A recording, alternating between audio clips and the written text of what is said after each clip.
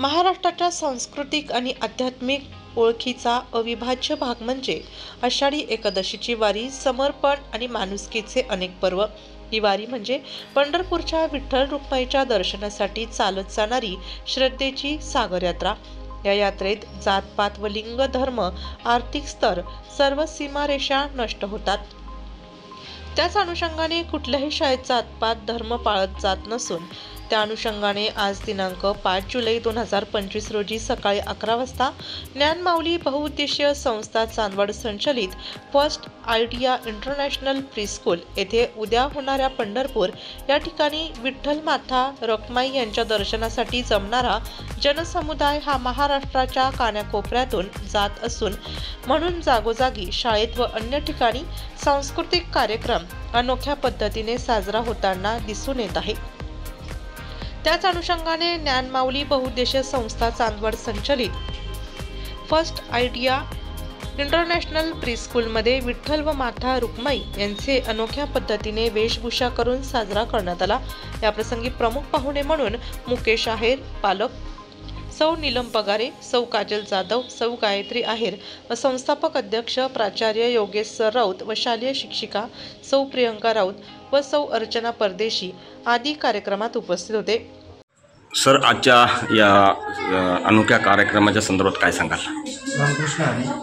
हा एक महाराष्ट्रातील पुण्य आणि पवित्र असा एक सोहळा आहे। उद्याच्या ज्या आषाढी वारी निमित्त महाराष्ट्रभरातून नव्हे तर पूर्ण देशभरातून या वारीसाठी सर्व भक्तिमय वातावरणात भक्त जात असतात। तीच संस्कृती आपल्या देखील पाल्यांना भविष्यात मिळावी, हा सोहळा काय हा आत्तापासूनच जर अशा कार्यक्रमातून जर आपल्या पाल्यांना मिळत गेला तर नक्कीच पुढं चालून त्यांना हे संस्कार घडत असतात।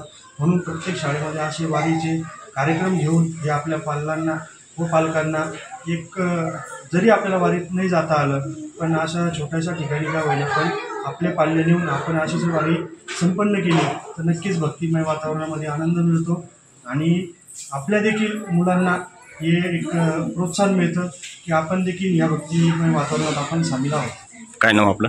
मुकेश आहे। मॅडम, उद्या होणाऱ्या एकादशी आषाढी एकादशीच्या कार्यक्रमासाठी सर्व लोक पंढरपूर या ठिकाणी जमणार आहेत, मात्र तुम्ही शाळेमध्ये तुमच्या अनोख्या शाळेमध्ये एक साजरा केला, एक पालक म्हणून काय सांगाल? First idea international school Chandwad येथे आषाढी एकादशी निमित्त अतिशय सुंदर पद्धतीने कार्यक्रम पार पाडला।